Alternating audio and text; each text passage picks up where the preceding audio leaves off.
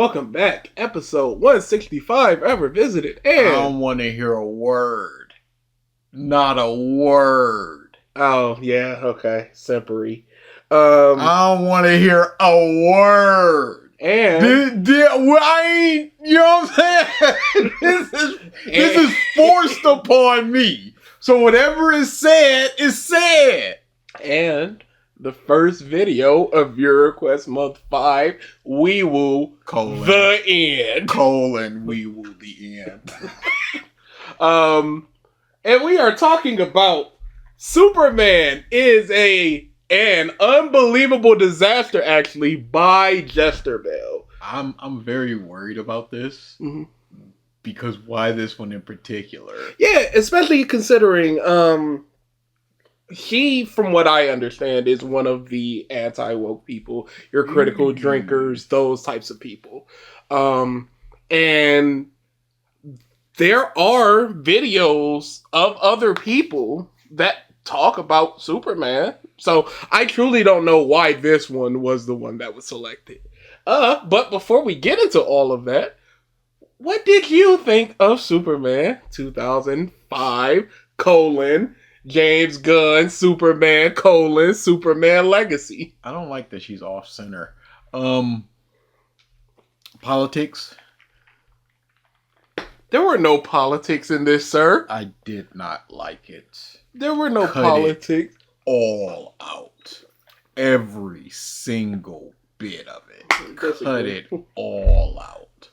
That's just me. I don't care about politics. So they're just like the government. I'm not like, they're arguing about the government and what you should have done in that situation. I love that stuff. No, well, that's not me. So okay, which is fair. They did my most hated thing in superheroes, which is I'm you, but not only am I you, I am literally you. This isn't an Iron Man thing where I'm not you. I'm just a bigger Iron dude. I ain't got your tech. I ain't got none of that. Literal clone, I am you. That mask fell. I went, who's that? And then he just went, it's you. I was like, oh. I literally thought it was Henry Cavill. I did as well for a second. I'm like, did they like face? Then I was like, who's that? I literally went, who's this white dude?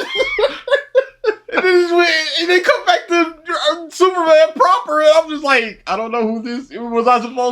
And this in the background. But this is what's crazy, because we talk so much about how people don't know who Superman is, yet literal clone dude with slightly different hair. And it's like, who is this motherfucker? Oof is this? I've never seen this man in my life. Yeah. Generally, I think I like everything else. Those were my two. The speed. This should have been movie 2. There's a lot of moments that are just like, we need to establish this in as little time as possible. Get to it. Okay, we've established this. Move on. When they go into the Fortress of Solitude, this is Lex's second scene, and he has this big Superman is anti-people. Yeah, he's an it. Yeah.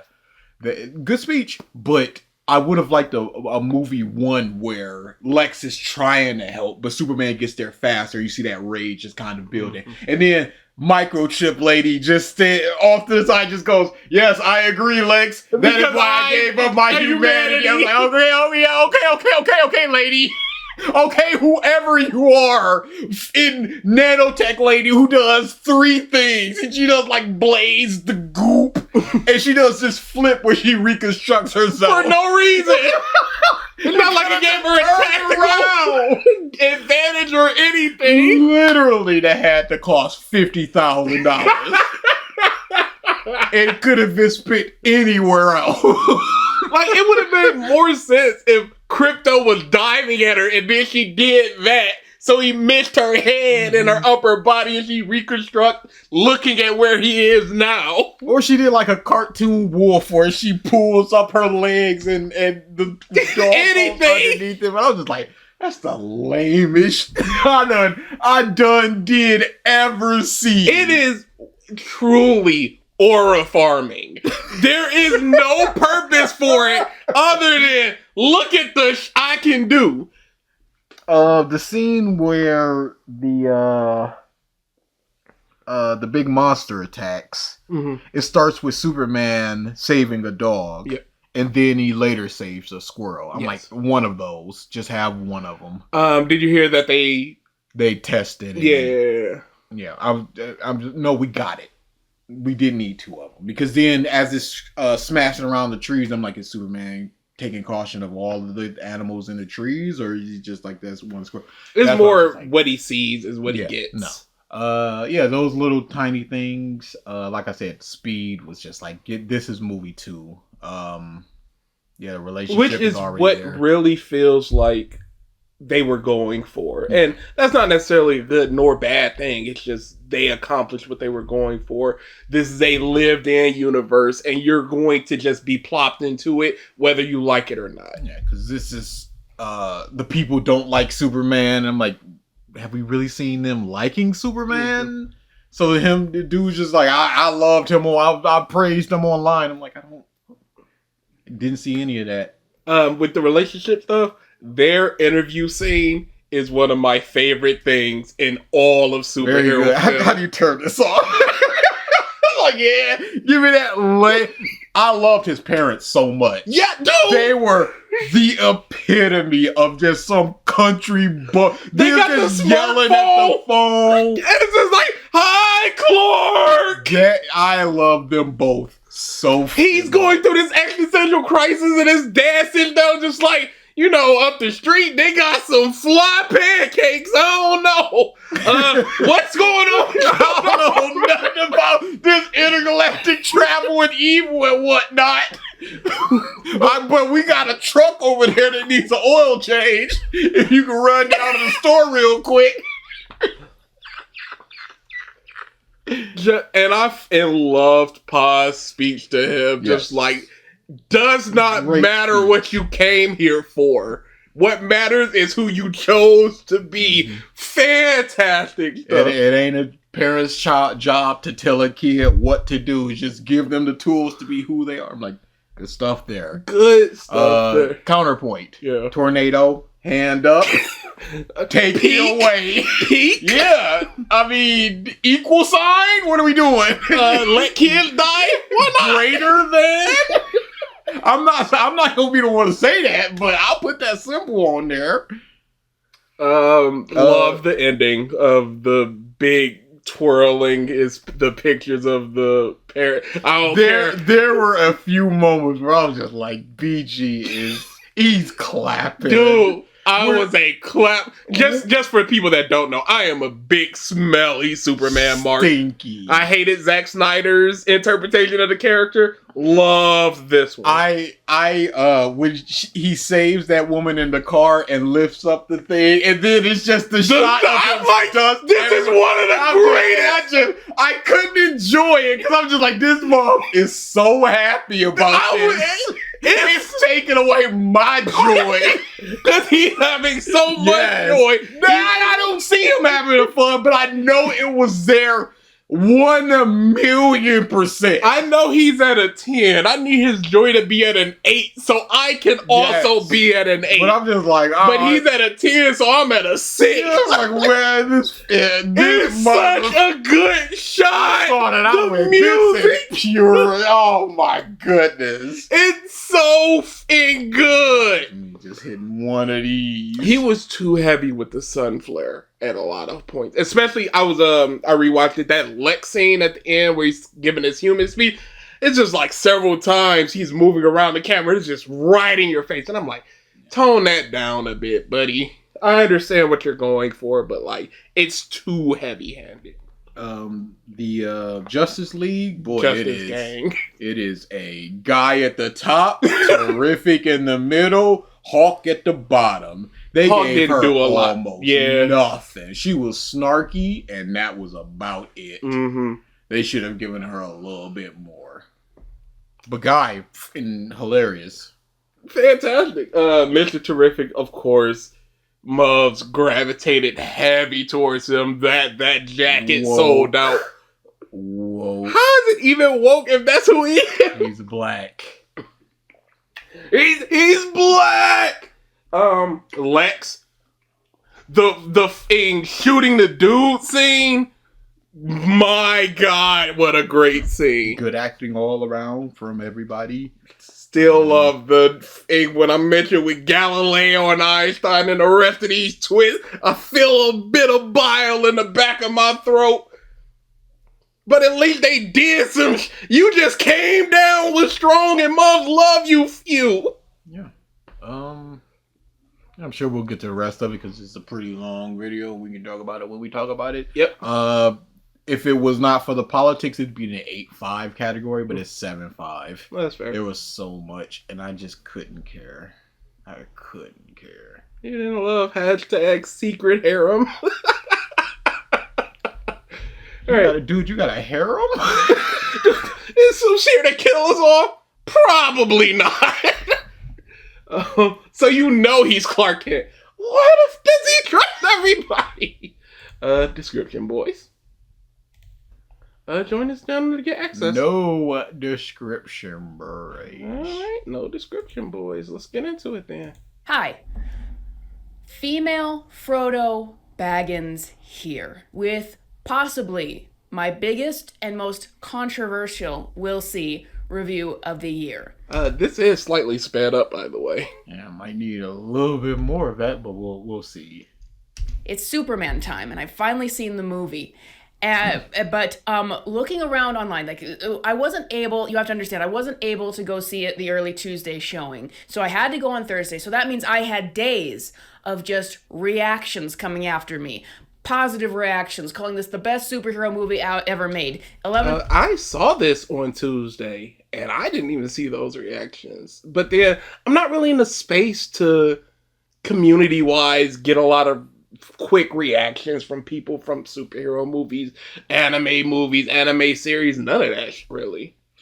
And if you see 5 people on Twitter saying it's the most amazing thing ever, and you don't see anybody else, that's gonna, in your mind, go, there's a lot of people talking about how amazing it is when you haven't seen the contrary. Yeah, not to mention, early previews are typically just the biggest people that are gonna go there for that thing. Like, my showing, I did go to the Tuesday showing. There was people in cosplay. There was a full Supergirl from this movie cosplay. Out of 10. Gunn has done it again. It's good, but it could have been better. Or, as a lot of people were also saying, a disappointing film as well, despite what the Rotten Tomatoes score might say, which maybe we'll talk about later. So, going into this film, I mean, yeah, you can look at the Rotten Tomato score, but Rotten Tomato scores are simply aggregates of everybody from reviewers to, users. So you're going to get a bunch of people that are going to say 10, you're going to get a bunch of people that say 1, and you're going to get a bunch of people of everything in between. I've never understood this need to really gravitate towards like Metacritic scores and Rotten Tomato scores, because it does not really speak to the quality of the thing, because every individual covets what quality is differently. And something like the FNAF movie, the second one, it just came out. Woo! Yeah, reviews are coming. IGN gave it a 3 right now. Rotten Tomatoes is like at a 35 for critics and 89 for audience. Who do you take more? Are you taking the critics who are just like, the story is blah blah blah blah blah blah, doesn't make sense? They're looking for critical things, or you're looking for the fan things of just like, it's got in Balloon Boy. Yeah, and there was one review in particular that was just like, the number one thing they went in this to do was to serve the gamers. So for fans of Five Nights, maybe just seeing those references is enough to go, wow, this is great. I can't believe a live action I get to see Toy Bonnie and blah, blah, blah. Whereas everybody else is like, yeah, this story kind of dry. There's not good kills. Like, the atmosphere isn't great. Different people look for different things. Her being off-center is going to bother me for this entire thing. I didn't know what to expect because there was so much positivity, and I would say that the overwhelming positivity drowned out the negative aspects, and the negative people were not lambasting this film as strongly by comparison. So by the time I was actually going to sit down and watch the film, I didn't know what to expect. I disagree. I think you didn't get the reactions you wanted or expected, so it didn't permeate your mind enough. Because if you're getting a bunch of positives and the people that are even negative aren't going like, oh, this is awful, and they're lambasting it, they're just going, it wasn't as good as I was hoping, that type of stuff, your expectation should be, at the minimum, people are saying around a 6, and at the maximum, they're saying a 10. So I should be looking for a 6 film that can only go up. And why, instead of looking at all the people just yelling at you and just going, oh, there's so many noises, so many words, so many people saying things, why don't you look at people that you trusted? Why don't you look into what people said? Like, hey, this Superman movie is amazing. Okay, what did they think about Man of Steel? What did they think about a movie that you love? Let's say you love the second Suicide Squad movie. They also love that. It says a lot about what people compare things to. Yes. As opposed to just blanket statement, Superman is amazing, it's got great characters, it's got great action, it's funny, 8 out of 10. That's why even things when people are like, oh, IGN gave this a blah and this a blah. Well, no, IGN didn't really. The reviewer that reviewed this did. The editor approved the review, but it still mostly comes from that reviewer. So that reviewer gave this thing a 7. But if they had given it to a different reviewer, they might have given it a 6. They might have given it a 4. They might have given it a 9. Who really knows? And so I just was like, what's gonna be my reaction to this film? Was it different than the marketing? Well, it's an entirely different movie than the marketing suggested. I wouldn't know because I didn't watch trailers. I don't think so. Like, they didn't really showcase the parts of the political aspect, but they showed the people turning on Superman. They showed the Justice Gang kind of like, hey, yo, get that motherfucker out of here. They showed some of the abilities of the Justice Gang. They showed Superman losing and getting carried off by Krypto. Final trailer.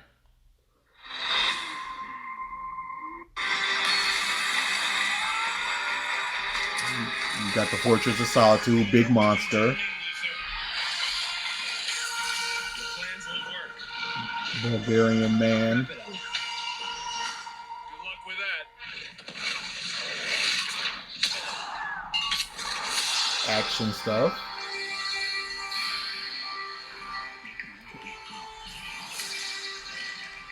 Guy Gardner, yeah. The only thing I could think of where they're going, the marketing wasn't what they expected from the film, is that it shows a lot of the times when Superman is up in a fight, as opposed to getting beat down. Oh, let's see. Hopefully they say that. But, guys, no one who is negative on this film is being negative enough. This is, and the words came into my head as I was watching it, this movie is an unbelievable disaster. I did not...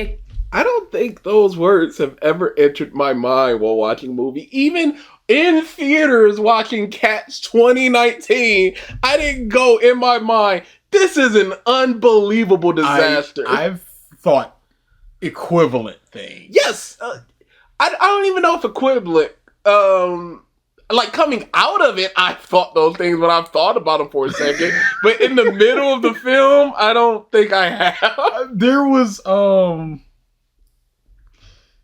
Build King. I think I was just No, like, that's not no. fair. Bill King is an old... No. There are definitely times when, you're gonna watch something, you're gonna go, oh, this is bad. You're already knowing halfway through, this is a really bad film. Disaster, like, that leads to a very specific thing. But that's just me. expect it to be this level. This, like, if you're complaining... Yeah, I'm speeding this up a little bit more. I do like that she, or they, have things to say, and it is 40 minutes, and it's not a 10-minute in and out, boy. Complaining about Batman versus Superman. I am not a Zack Snyder fan. I think those movies are terrible. Those are some of the worst superhero movies ever made, Batman vs. Superman. But if you're complaining about a convoluted plot for Batman vs. Superman, you should be complaining about it here. I don't think people complain about a convoluted plot. No, they do with the Lex Luthor stuff, but that's because a lot of it made no sense. I don't think this plot was convoluted. Yeah, I don't think so either. Lex started the war in order to give an excuse to kill Superman, and everything is just kind of leading towards that end goal. When he didn't get his ability to kill Superman from the government, when they were like, hey, yo, he went over there, now we got this muff, let me get my Planet Watch people, and they were like, nah, Supes are still cool. He just kept escalating and escalating and escalating until he was able to capture Superman, and even when he had him in prison, he was like, if it was up to me, you'd be dead already, but they got some they want to ask you, but I do too, I guess. Who raised you, Placow? James Gunn, Superman, is the worst movie it could have been for the start of a superhero franchise. The reason why I thought Unbelievable Disaster is how could they mess it up this badly? Now, before we get into the points I'm going to make in this video, I want to say I was nervous about doing this video because, guys, I think there is something happening with this film. Because, guys, this movie isn't even just like Thunderbolts, you guys. You know that I was the odd one out of that film, and I did not think it was good. Guys, Thunderbolts is head and shoulders a better film than Superman. It's not... I wouldn't say that, and I was a person that did like Thunderbolts as well. Thunderbolts. I would not say that. I also would not say that. Not even close. Marvel still has it on DC, at least in terms of Thunderbolts, not Brave New World, that they could cohesively put together a movie better than DC, apparently. And I'm not even a fan of Thunderbolts. I gave Thunderbolts a 5 or a 6. This one gets a 2 at best. Ooh, that's Demon Slayer numbers, that is. Yeah, I'm very interested to hear the 2 out of 10 is deserved. Thunderbolts was better. But guys, with Thunderbolts, I could see why people enjoyed the film. And I even questioned myself. I'm wondering, was I just going into it too jaded? Was it a better film and I just wasn't giving it the proper chance? I do not have that same doubt with Superman. I am as convinced of what I saw with this film and how objectively bad it is as I... Ooh. The People O-word. really need to start using critically instead of objectively. The O-word. I will say this is going on quite a while without getting into the points. would be for, say, the Minecraft movie. But guys, without further delay, I'm already talking way too long about this. Okay, look at that. There's just so much writing on this film. Not just for Superman the character, for DC as a brand, for a new franchise, for the superhero genre that's been keeping Hollywood alive, for WB as a studio. There's so much writing on this film that I think people, like, it couldn't be a bad... superhero been keeping Hollywood alive? Let's look at 2024 top films. Like, they definitely did very well, but Inside Out 2, Deadpool and Wolverine, Wicked, Moana 2, Despicable Me 4, Beetlejuice, Dune Part 2, Twisters, Mufasa the Lion King. Now, it should have been higher, but whatever. Disagree. Lion King 3. I mean, Sonic 3. Should have been lower. Disagree. There is one superhero movie there. I think a lot of people are thinking about, like, the heydays of going to the movies where everything felt like an event when it came to superhero movies, and movies, the bare minimum of a superhero movie was getting like 600 million. But again, you've got to understand that things have changed post-COVID where people are willing to wait those little 45 days to get it in. Theaters as a whole is down. And I really get tired of people conflating theaters with Hollywood. And I understand that there's a lot of Hollywood directors that go, films need to be in theaters, blah, blah, blah, all of this stuff. But Hollywood is so much larger than just the tentpole releases that come out. Small horror movies that are getting made for like 30 million that make 140 million. Those also prop up Hollywood. There are we've always had the summer blockbusters, your action films and stuff, but there's an entire 9 months in between that period of summer blockbusters things need to come out and do well, and things have come out and do well in those periods. 2024, there was only 3 superhero movies. 2023. Did I say 2024? Yeah, 2023. Barbie, not Sonic. Oh my god, I can't read. Mario, Spider-Man, Guardians, Oppenheimer, Little Mermaid, Wonka, Ant-Man and the Wasp, Quantumania, John Wick 4, The Sound of Freedom. What the is The Sound of Freedom? Oh, that was a anti-woke film that there's a big conspiracy theory that people were just buying tickets because somebody bought a ticket and went to a theater. They said this place is sold out and there was nobody there. Delicious. But as far as we're looking at something like Ant-Man and the Wasp, which was legitimately not only a bad film, people mark as a unbelievable bomb. And yet, it's like the 8th best movie in that domestically. So all that tells me is that movies as a whole are not doing those numbers. And this is another thing. People often use whatever the peak was to go, oh my God, it has fallen way off. If things were at a 6, they went up to a 9, and now they've gone back to the 5-6 range. You can't just go, oh my God, it's horrible, everything's bad now. No, the peak went to its peak, and it's gone down. I think it's contraction. It's fine if audiences contract as long as they don't die. And I don't think audiences are dying. Budget for Ant-Man, $388 million. Box office, 476. It was terrible. Not good. Terrible. Chris here. Okay. Yep. We gotta go move our cars. Oh wait, no, I don't have to move my car. You don't work tomorrow? Nope. Crazy. Probably need to move up a little bit because I got to charge. Okay. In fact, I can uncharge because I think I'm at like 90 something. D-charge is what it's called. Who's calling it D-charge? Us I can't even think of a funny name. That film. It could not, and I'm not talking about how it is quality-wise, I mean that no one could see it as a bad film because it could be because of how much is at stake. And then that's putting a lot on people and their expectations. That's one of those, you're going into this wanting to love it, or you have an agenda for loving it. Yeah. Regardless of if a lot is writing on it, if it was a bad film, people would... lots riding on this. The future of the films that I don't like. Yeah. I don't like this film, so I want this to succeed. Like, that doesn't make much sense. Mubs love Snyder, and they knew a 6 for 6 was a thing. They were trying to go out and watch Justice League because they wanted that universe to keep going. A lot was riding on it, but Mubs hated it.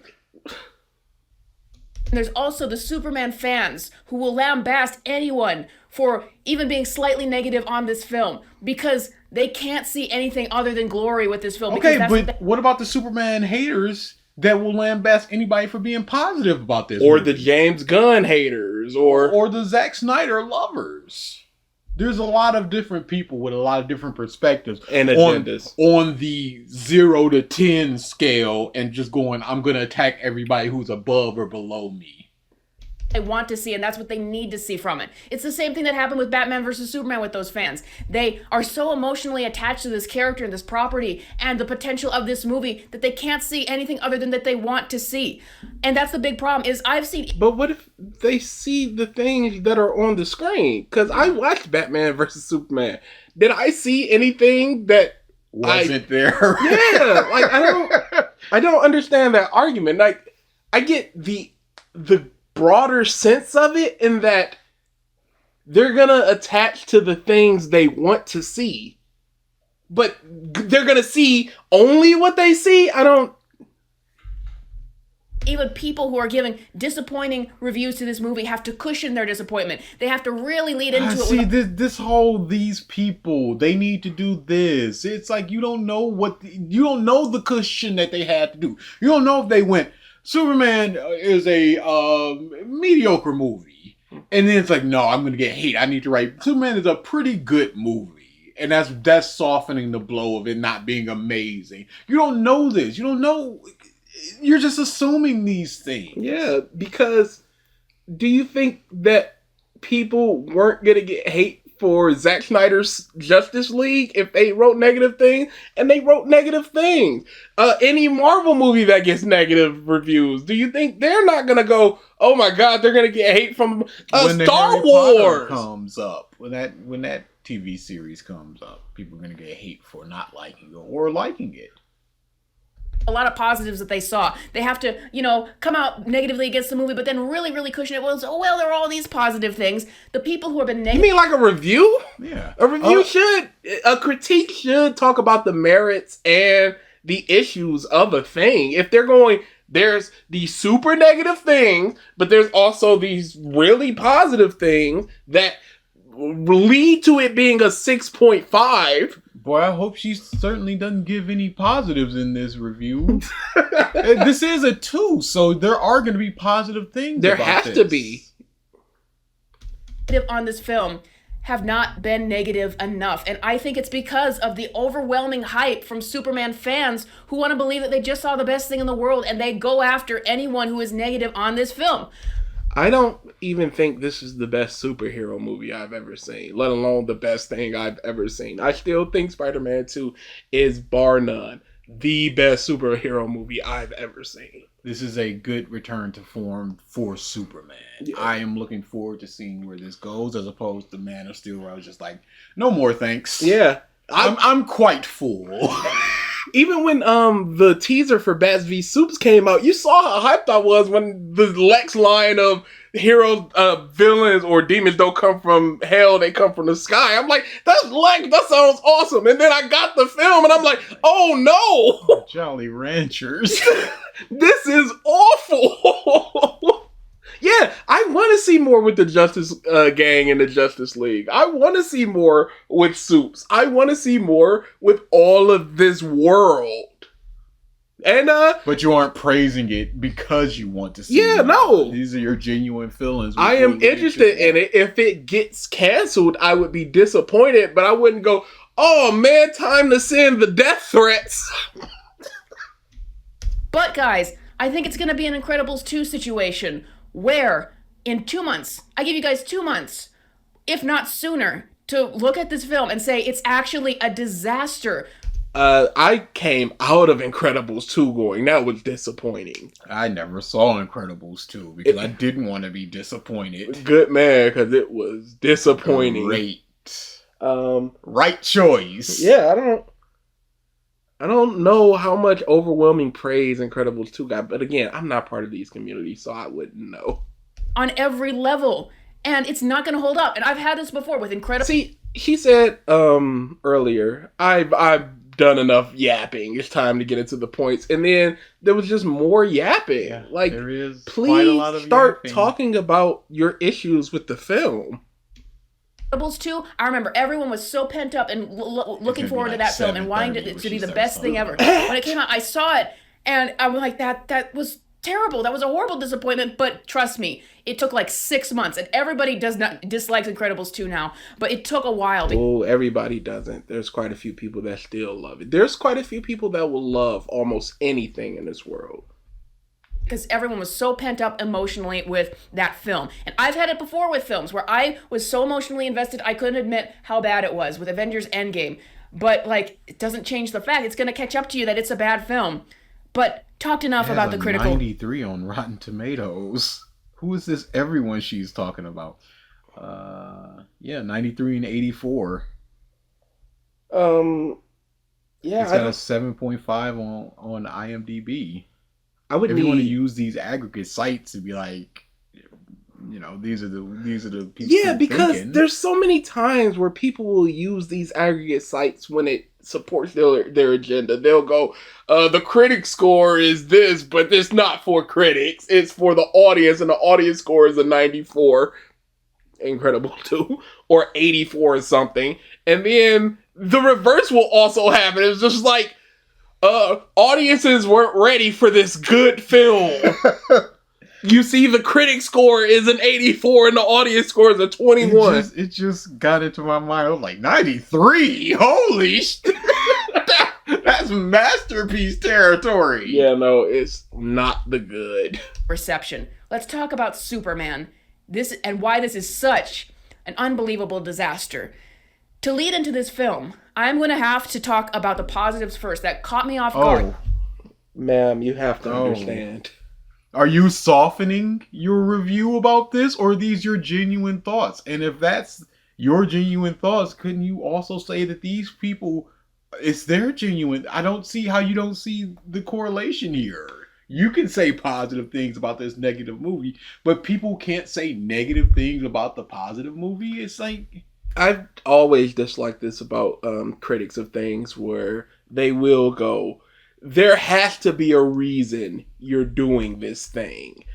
No, I could think there's positives and negatives, and these are just my thoughts. No, you have to be softening it, or you have to be going harder at it than you should, blah, blah, blah. Like, guys, you know I wasn't vibing with any of the marketing to this movie. But when it started, I thought my icy heart started to melt. I thought actually I was legitimately might like this film, and I'll tell you why. Anything about Superman. what the marketing issues was? Yeah. Was it too action focused? Was it too romance focused? Did it not show enough of Lex? Did Drama. it mislead you in some way? Was it just like, we are anti Man of Steel? This is hopeful, big blues, vibrance. What was it? Which it delivered. So I don't know. I again, as someone that did partake in parts of the marketing, like I wasn't gonna go seek out the Entertainment Weekly article about. I'm not gonna do that. But if a trailer came out, I was watching it. No, I don't. Actually, I was legitimately might like this film, and I'll tell you why. Superman and Lois, David Cornsett and Rachel Brosnahan have such a natural and charming chemistry with each other. There was a heat between them, a passion you could really feel. It felt genuine and natural. And I haven't seen that in a film for so long, and to see it with two such iconic characters, I loved that. They were just... I think you need to watch more films. I think you need to watch more films that aren't tentpole. You go spend your $11 on a Friday night to a 80 to 100% capacity crowd, because Together was like that, and I love Together. Yeah. Fantastic. But to be fair, Together came out after this, so, but still, I'd even say the thing, Kid and Sinners, and the girl he was going after was great. So good together in what... See what she's watched recently. Mm-hmm.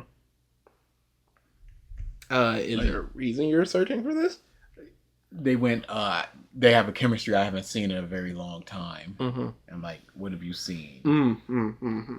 Or not even what you've seen, at least what you decided to talk about. You can't play. With two such iconic characters, I loved that. They were just so play. good together in what little we got on screen with them. Rachel Brosnahan and David Cornsett have such a great chemistry. Also, I was caught off guard because I think I might actually like this Superman. He's not exactly what I expected, but, you know, the kind of charm... What did you expect? I wish you would have front-loaded whatever your expectations were before. But I guess it's going to start when she goes into the negatives. My expectations were this, and instead I got this. Charming, innocent Boy Scout. That's what it was in the beginning that kind of caught me off guard and that I really liked about this Superman is just how refreshingly innocent he was. I thought I was really going to like him. And then in the beginning, it was so reverential to the Reeves movies, the Richard Donner movies, that I kind of liked it. In what way? Was he cheesy? Was he saving the little guy? What? In what way was it The reverential? people, Zod. The people. The people. And being like so reverential to the Silver Age of comics, that's something that we haven't seen in movies for a long time. I'd say that even Man of Steel was referential to the Donner movies when you got the bar scene where he takes out the trucker. Basically the same thing happens in Superman 2. appreciate them for taking that risk. I was enjoying it. It didn't feel so. I don't know what you mean. Yeah, and I don't know what risk it is to harken back to more olden superhero material. James Gunn-esque. And I'm like, guys, am I going to eat crow? Am I going to really like this movie? And another And thing see, going in expecting to not like it. And you're Yeah. like, oh, I'm surprised that I'm liking it. Especially when she was talking about, I didn't know what the expectations were going to be after hearing all these positive things, and even the negative things were pretty positive in parts. She's still going in like, I'm going to eat crow because I think this is going to be a bad film. Based on some nebulous marketing that she didn't really talk about. enjoyed about it in the film was Mr. Terrific. I liked Mr. Terrific, and part of the reason why I liked Mr. Terrific was he was the only character in a barrage of of characters in a film that are constantly trying to make you laugh that actually got me to laugh more than once. That is why I like Mr. Terrific. So Pause. The garage door scene. I'm got Mr. Terrific. You brought the dog. Was there anything? Oh, go for his eyes. Come on, man. That stare just like, yeah, trying to think of how to get him out of here. The fuck are you talking about? Go for his eye. Yeah, I don't think he was. I got quite a few laughs. And a constant barrage of trying to make you laugh. I wouldn't even say that. There's there's aspects of scenes that are trying to make you laugh. But the whole I don't know any part of the beginning before he turns into Clark Kent and goes into the Daily Planet that's trying to make you laugh. The crypto stuff that's he's hitting Soups maybe? Up until the point where Crypto shows up, is there anything in the Phantom Zone or that pocket dimension that was comedy? The monkeys. The monkeys.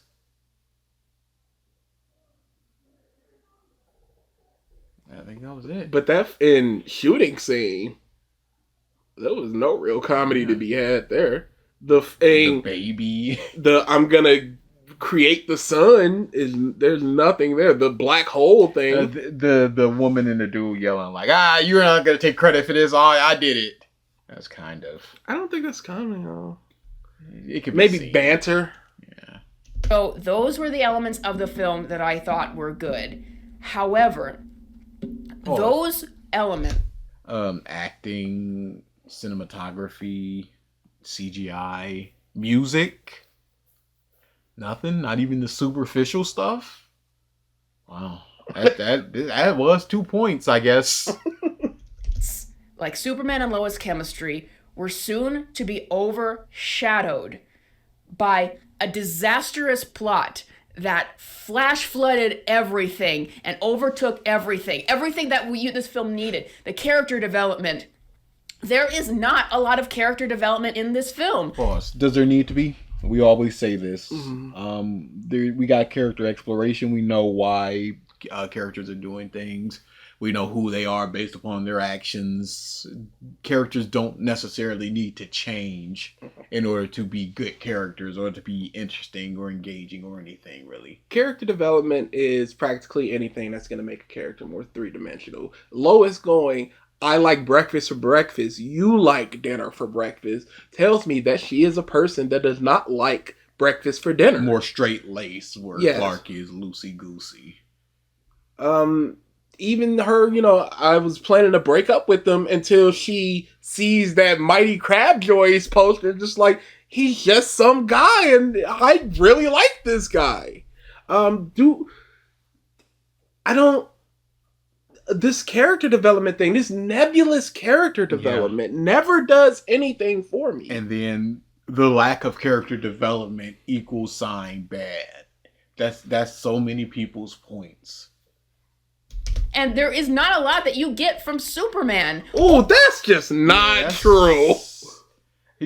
One of his first lines is golly. It's like, all right, that's who you are. But in the film, he's like, I'm here because of my parents, and that's the person I am. That gets thrown to the wayside in the middle of the film. He's at a super low point.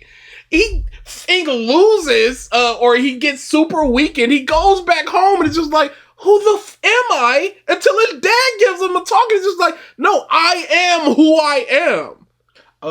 He gets out of the phantom zone, and he's super weak. He's like, we got to go back to people who are still in there, and they're like, you need to rest.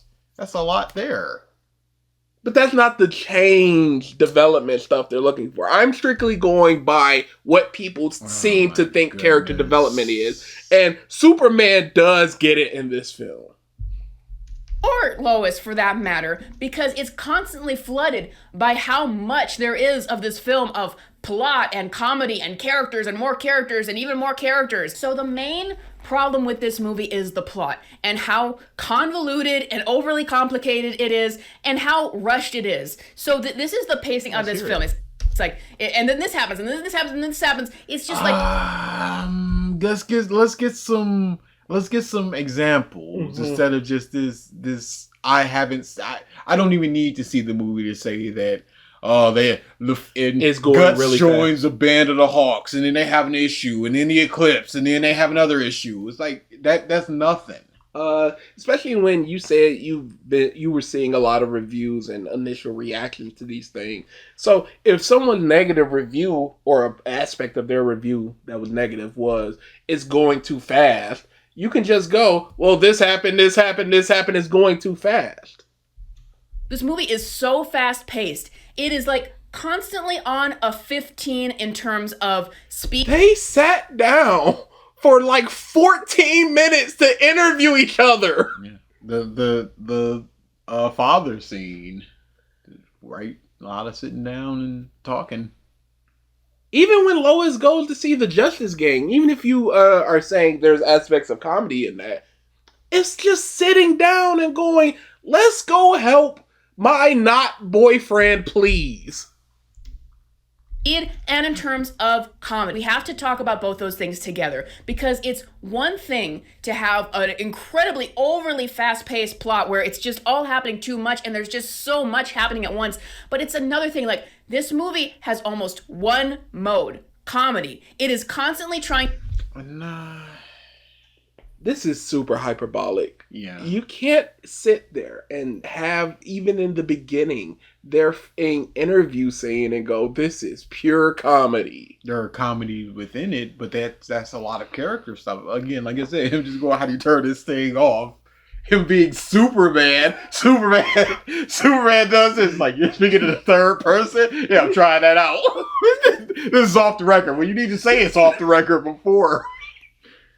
No, those things, it's part of their banter. And comedy and banter. It's not just the machine, the garage door opening up slowly. That's comedy. Yeah. Nothing there. There is a clear joke being made here. But him going, how do you turn this thing off? This is this character. That tells me that he is more of a simple character who's just like, I'm not really with the technology stuff.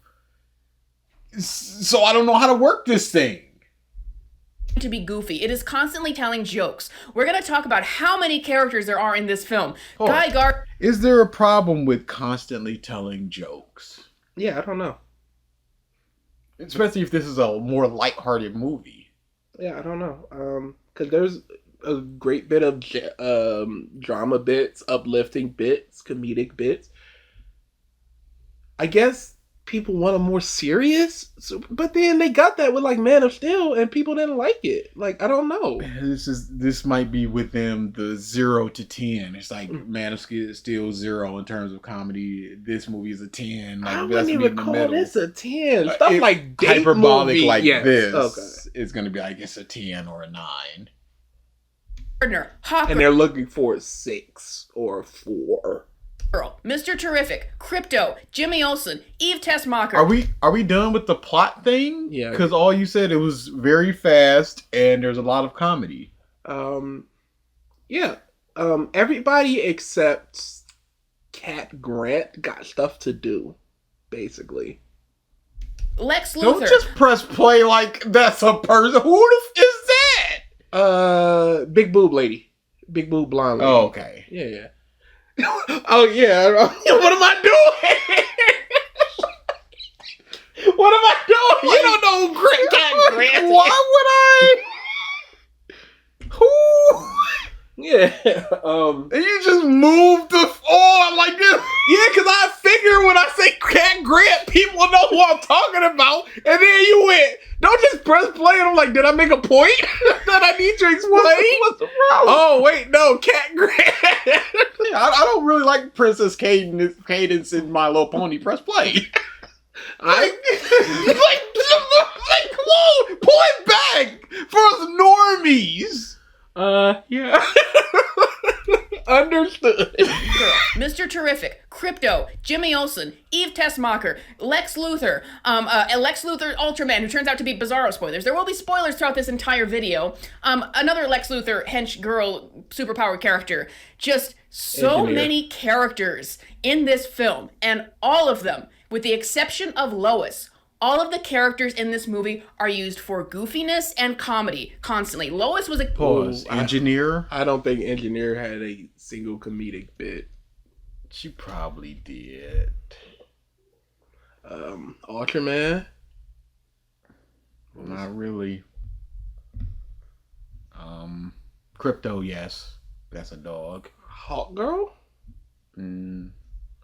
More, again, banter. Element Man. A couple things, but not really. Lex. You could say some things that he said were funny, but he's not a joke character. And I don't understand how Lois is the exception of that if Lex isn't in the same, like, playing field, because she also says some bantery, jokey thing. And it's The not Kents. it's not that it's comedy. It's comedy that you don't like because you've already praised Mr. Terrific in the comedy that's there, and that's good. So it's Which just she didn't name, so I don't know. I don't even know what comedy she's talking about there. but they did say that there was a constant.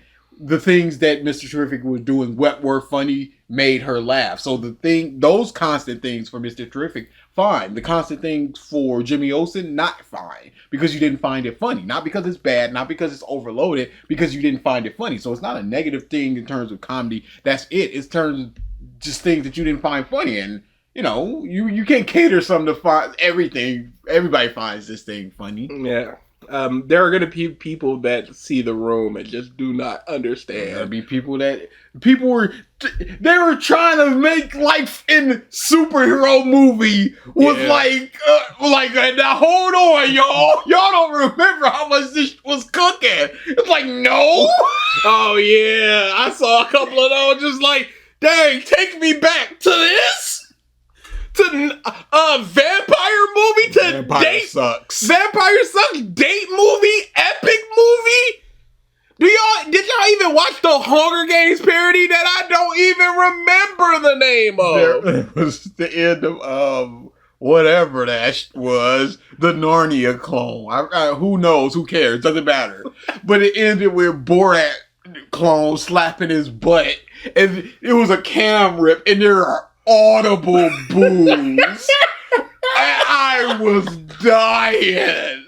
And then there was somebody that retweeted like, this is not indicative of the screening that I saw. I'm like, stop, man, get out of here. That's like when we watched Old Boy or whatever it was with Adam Sandler, and it was a cam rip, And the lack of laughs was embarrassing. No, it was like, cut this right the off. Same thing happened when we went to go see Scary Movie 5, where people laughed at like the Lindsay Lohan, Charlie Sheen bit in the very beginning, and then it was just like nothing. Character that I actually started to gravitate towards her the most because she was the only one who wasn't treated like a joke and not treated to present jokes to the movie. Like I said, I like Mr. Terrific, but also his character is also used to serve up jokes to the audience. All of the characters.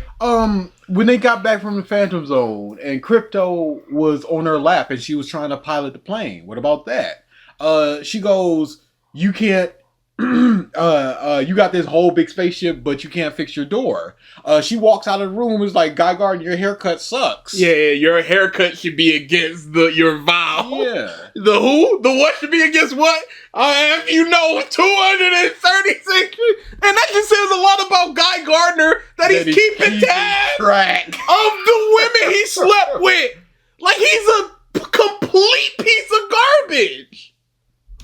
In this movie, with the exception of Lois, are there for the comedy. And that's what this film is. It's this constant level 15 level of comedy and things happening so quickly. I would not call this a level 15 on any day of the week. If you say it goes up to 15, 8, 9 maybe. I would have actual comedies in that 12 to 15 range. And there's so much just stuffed into here with characters and plot. You have not really given examples of anything at all. And we're like 10 minutes in. That it's a disaster because there's so many characters in this movie that... No, a lot of characters does not equal disaster. I gotta hear the rest of the sentence, of course, but just off of that. None of them get enough screen time. None of them get enough development. Like Mr. Terrific got a ton of screen time. Plenty of it. He was got his own solo fight. I'd say you've got your main characters, you've got your supporting characters, and then you've got your side characters. Your side characters are your hawk girls. Your even Jimmy, I'd say, is your side character. But at the end, where they all pile into the ship, there's that dude that was just like, put my cat on the phone. He's not getting anything really. Yeah, big boob lady that everybody knows her name. Cat Grant.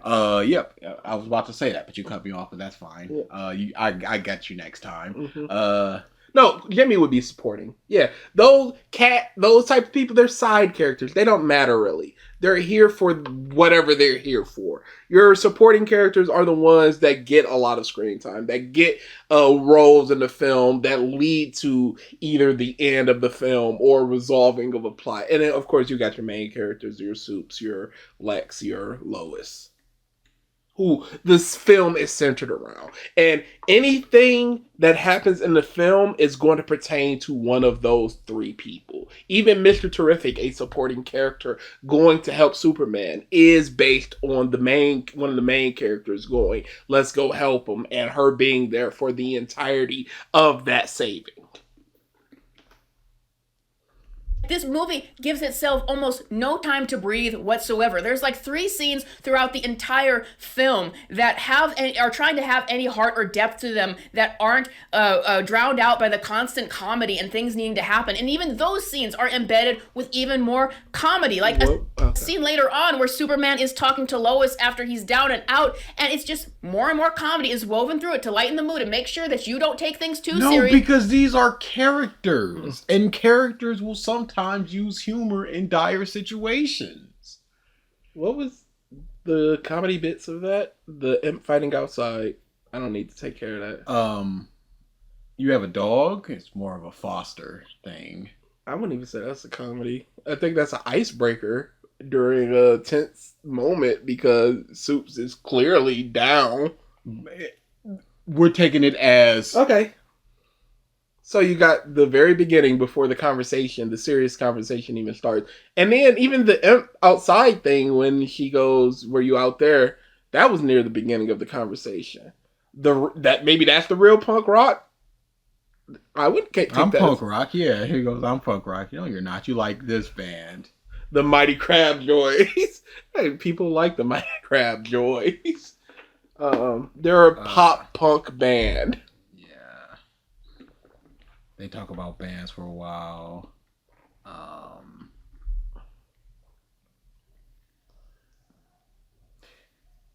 I don't know where else to find him. It's a dog. Yeah, and he's not even a very good one, but he's alone out there. That was a great line. And he's probably scared. Not even a good one. That was a great line.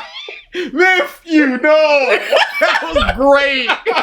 He's a dog. Yeah, he's not even a very good one. But he's alone out there and probably scared. And that's enough for him to go turn himself in to whatever they're going to do to him. It's constant comedy throughout the entire movie, and it really disrupts me getting attached to these characters. Like, it's the two reasons why I'm disrupted getting attached to these characters. Is first of all, but you got attached to Mr. Terrific. Mm-hmm. I don't think comedy ever makes me detached from a character. Like, I love the film Ready or Not, and it's a black comedy, and there's a lot of jokes and serious moments, and I love the characters throughout that film.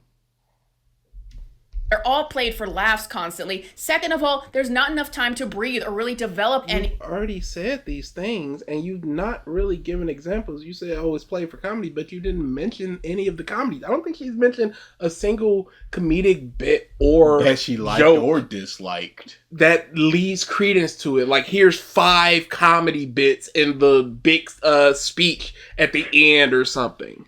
Of them in a meaningful way, and we'll talk about that in a second. But what can really get you to know the tone of this movie and the pacing and how it just messes it up is there's a scene early on in the film where Superman is, he says hi to a cab driver who recognizes him, and I like that because it's like, okay, I like that Superman is more down to earth and he's more on the level with everyone else and he's friends with these people. And later on, Lex brings that person to the lair where he's kidnapped Superman and shoots that guy, and it's so upsetting to Superman, but it happens so fast. I'm like, wait, what? What's happening? And it didn't happen so fast. He pulls off the hood. No, it starts with him going, oh, I got somebody here for you. And he smells like, yeah, the smell of piss. I remember you flying over the desert. And he was like, I ain't pee. And it was like, no, we got homeboy over here. And he's like, no, don't do it, Superman. You don't know me. Don't say anything. Yeah. I'm just some dude. It was my honor to serve your falafel or whatever it was. And he's like, all right. And he spins I don't know this guy.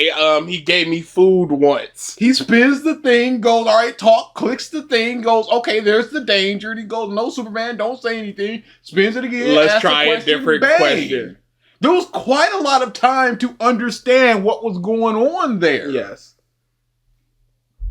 It's supposed to be an upsetting moment, and I'm like, okay, this is upsetting. But then immediately, as quickly as that scene cropped up, it starts turning it into a joke where Lex Luthor makes a joke, and I'll do this to that reporter you always do interviews. That's not a joke. How was that a joke? I'll find somebody else that knows you to kill in front of you. Maybe that reporter that's always giving you interviews. Clark Kent. I guess the irony, it could be ironic, as if we go back to our boy Captain Canteen. Yeah. The comedy is in the irony of, but you actually don't know that the gun would not work because he is in fact Superman. You already have and are killing Clark Kent, sir. But no, it's not. That's not funny at all. The beat, he didn't even say it like, your friend Clark Kent or nothing like that. Yeah, I was at first worried that he was talking about Lois, because that's the big interview scene, and I'm like, but then I realized that, he's been giving himself a lot of interviews. With Clark Kent, and it's supposed to be a joke, and it's like, no, it's not. I don't think it's. I think it is maybe 3% of a joke, and then it's purely on the terms of irony. Like, in my viewing, I didn't hear a single person laugh because it wasn't funny, and it wasn't supposed to be funny. Just introduced this moment that was supposed to be tragic. I barely had time to react to it, and all of a sudden, no, it happened, and then it's like 2 minutes until he's ready to leave because Superman is just screaming in agony. another joke, and then it's another joke with Metamorpho, who is in the cage with Superman, is crying over it in a really comedic way, and that... It was not a really comedic... Oh, this is legitimately, I'm looking for things to not like. Yeah, I don't think he was crying. Sobbing that they just killed that guy. Now, I'm going to give her some grace that she could have been in a theater and somebody laughed. And therefore, she's taking that as this is a comedic moment because there's somebody that laughed. Somebody screamed when Green Goblin looked up when the blood dropped in Spider-Man 1. Yep. Am I supposed to take this as a horror moment? Sure. Yes, you're supposed to be. Oh, DA is shut the up. Can you not see where I'm coming from? It makes sense. That's the grace that I'm giving. I'm looking at it as that. I feel like she would have mentioned it. True. Because in my showing, people were laughing, even if it was just one person. Easy thing to say. Yeah. I don't think that happened. I'm gonna say... And it's a Thursday viewing, so you know it's pretty much packed. I'm gonna say that it happened, and that she just simply did not mention it because it's so stream of consciousness. Go. That expresses like the tone of this movie. It won't let you breathe. It won't let you take something in. It won't let an emotional moment sit. It just has to constantly go to the next joke and the next thing happening and the next goofy character. Like Metamorpho is another character in this movie that probably didn't need to be there. Just so many. He was the reason Superman was held down because kryptonite is gone and he can create it. And then he was also the reason Superman was able to escape. And it really, again, the stream of consciousness, it really doesn't help that you just drop that line in there. Don't explain what he does in the movie. Don't explain why he could be taken out, but you just move on. Yes. Now he is just what would the story look like without this character? How would he be trapped in the Phantom Zone? I keep calling it Phantom Zone, but it wasn't. Pocket dimension. Yeah. Anytime you're going, this character is useless, this character did nothing, take that character out of the film and then tell me what the film would look like. What would it look like if Eve Tessmacher was not in this film taking those selfies? What happens? How do you resolve the end of this movie? How would you personally do that? Characters, jokes, and things happening. And guys, the comedy in this movie, this is not like Guardians of the Galaxy in the sense that Guardians of the Galaxy were superhero movies that were comedic. There were comedic scenes and jokes in the film, but there was also a groundedness to those characters where you could have clearly serious scenes and scenes of character development. Not everything was a constant joke, and that's what lent themselves to interact with other characters in the Marvel universe. Can you explain some of those character development moments? Can you explain some of those comedic moments that had those downtimes, but it was still allowed to be just the downtime? Can you explain why it's different from this movie, and why can't Guy Gardner go into a movie like Peacemaker? A TV show. Did you see Peacemaker? Season 1. He's in there, isn't he?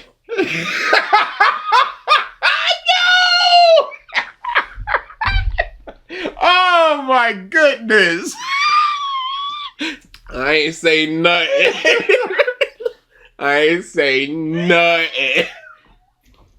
There was a groundedness to them. But the characters in this movie, in this universe, like, it's not even on the level of Reeves' Superman. It is so cartoonish and comedic. It's Superman threw a cellophane S to trap somebody. Like, and he trapped him. He did. Like, what do you don't think that was a cartoon thing? Like, all that talk about maybe DCU, Matt Reeves' Batman will come in. No, it can't. Because it's impossible for a character that is grounded in reality, let alone grounded at all, to interact with this Superman universe. That's the entire dynamic of Superman and Batman. This fantastical character, this super grounded character. Yeah, that's kind of the thing. So they absolutely can. Why can they not interact? Can opposites not attract? Can you not have this extremely goofy character with this extremely serious character? And therefore, that is where the jokes come in? And yes, the serious character is going to be brought up a level of goofiness. The goofy character is going to be brought down a little bit to seriousness. Rush Hour. any buddy cop film with the hard lace blah blah blah and the comedic blah blah blah blah blah. That's what made me think, like, how are you going to create a universe off of this? It is so heightened and so... Well, the Matt Reeves Batman is a different universe anyway, but yeah, you could. The next film is a horror movie. Like, what are we doing out here? Or you can also match the comedy. Yeah. Make them all goofy, and this is just a goofy universe. You already introduced 3 other superheroes, so they can branch off and go into other things, and then they can be, the tone will be lowered and therefore they are lowered, or they will be up here with that lower tone and therefore making a juxtaposition. But yeah, I'm not sitting there just like, oh man, Groot can't go into another movie or anybody. It's like, yeah, if they can, they can. If they can't, they can't. so comedic. Like, Batman The and comedy stuff is really getting to her. Yeah. This is her in flag in the ground, just Yeah. like, nah, this comedy, kill it. Robin level, that it's like it can't fit with anything else because of what a cartoon it is. Wait, you think this is on the level of Batman and Robin in terms of his campiness? How are you going to create a universe off of this? It is so heightened and so comedic, like Batman and Robin level, that it's like it can't fit with anything else because Yeah, of... You that's need to so rewatch hyperbolic. Batman and Robin. Yeah, there's Bane was in trench coat and hat driving a car. He's 8'3". Come on. what a cartoon it is and how one-dimensional all the characters are, which we will talk about in a second. But this movie bordered on... Okay, when you say one-dimensional, what do you mean? Yeah. And I really wish people would explain more instead of just saying the term one-dimensional. Is it really this easy to be a reviewer on YouTube? 100%. Because she has truly, in her heart of hearts, not really said much of anything. And we're 14 minutes into this thing. But Guy Gardner, he has a lot of jokes. He's sarcastic and he gets angry once. He is prone to anger. Those are dimensions. Yes, he is more leaning towards the jokey, sarcastic stuff, but he has those other emotions, and we saw those emotions. And he's really pragmatic about things because he's not letting his emotion of, I'm cool with Superman, but if he doing these things, he gotta go. He's headstrong. When Superman got in his face, he's like, let's go. He thinks he can beat Superman. parody. It is so heightened and so He's comedic. very vain about his hair and the women that he slept with. There's a lot to him in the little things that we see. Yeah, he's really, you say hard-headed, but that even leads credence to it with the whole Justice Gang name, where it's like, you don't get a vote, not with a name like Mr. Terrific, and I'm the leader, so my vote counts more. He wasn't going to let Metamorpho in it. He's like, Justice Gang, that's a cool name. You're in. Boom, another vote. Good, that's all I need out of you, for you to agree with me. He's not very cautious with his words, because he just goes, the hypno glasses, and he starts talking He's about stupid. Completely stupid. He's stupid. There's a lot of things in a little amount of time, and if you want to just focus on the comedy, that's all you're going to see, but you're not going to see those other things. Now, you can talk about those are good, bad, whatever, but they are there. Yes. That's what we need to focus on first and foremost, because that's what your argument is. They are one-dimensional. No, they're not. Now do you like them? Now are they good? But no, factually, objectively, they are not. It is like just not anywhere near our world. There is nothing grounded about this film whatsoever. Does it need to be anywhere near our world? Yeah. I think that if Superman came down, somebody was just like, hey, he's all good. He's here. He's saving people. He's super good. You'd get closer problems. to a Man of Steel than whatever this was. No, honestly. I think that he'd be all cool and good until that moment it was just like, he's coming to take us over. Lex is shown to be a very good person in this universe, not a negative. And he goes, the top scientists not the top forensic people have studied this tape and said that it's all legit. The top linguistics have said that this is true what they're saying. Mm-hmm. Superman's parents sent him here to capture us. And yeah, I'm scared about this. And it's like showing that vulnerability and pieces. I was just like, oh my goodness. You want to know the truth? I'm scared. God, shut up. But you in gaslighting pieces. But there will be a good portion of people just like, oh, is he? What can we do about this? I was praising him, but now if he's literally been sent here to do this, is this all an act? And that's why I said I believe that the Man of Steel stuff would happen, because a lot of the gathering of other superpowered beings was, how do we deal with a Superman that just turns around and go, y'all is mine? All right, now. Enough of that. And yes, what could we do? Especially his main weakness being eradicated from the planet. What could we do to this man? It's a complete cartoon. Okay, but to compare it with Guardians of the Galaxy again... we are 15 minutes in, and the amount of repeating has been staggering. Especially considering she is reading quite clearly off of something. Yes, it's probably the old wrestling promos of here's your points, hit these points, and then just go off. So she's going, comedic bits and the drama bits, characters one-dimensional, blah, blah, blah. But I don't know if she's, I don't want to say good enough, but accomplished enough to go off the dome and really explain her issues with things with just a note of one-dimensional characters. But this is the type of person that has been doing this for quite some time, I've seen from the channel.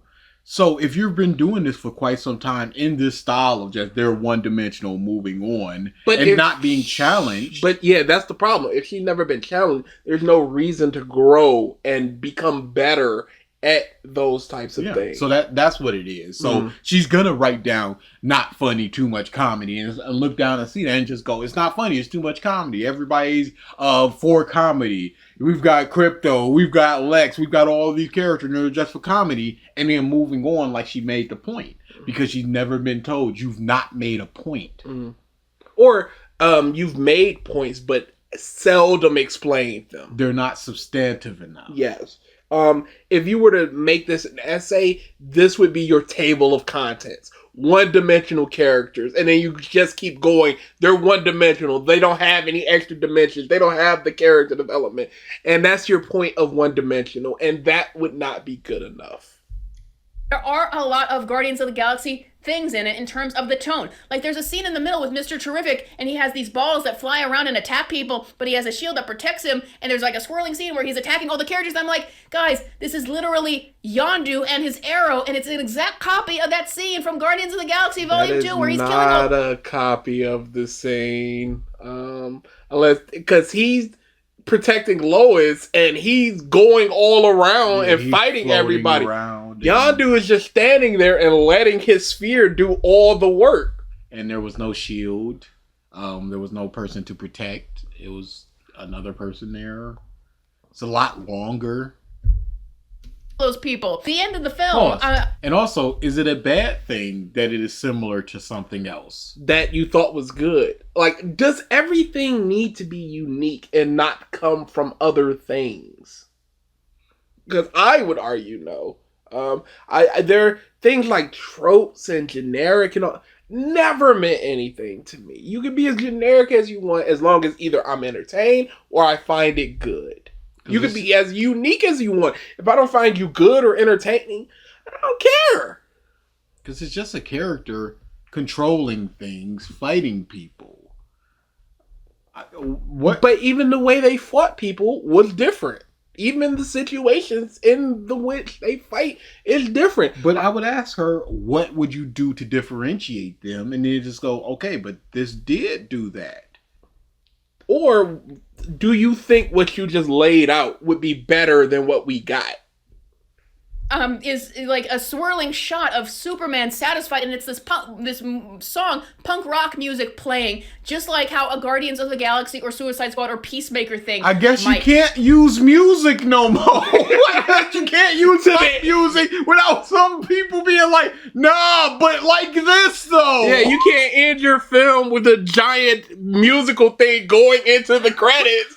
Otherwise, like other things, I just watched Hot Fuzz and they do exactly that. It is awesome. But you're not even taking what the scene itself represents. You're just going, it feels like Guardians because he played music at the end of his film. Play popular music while things are happening.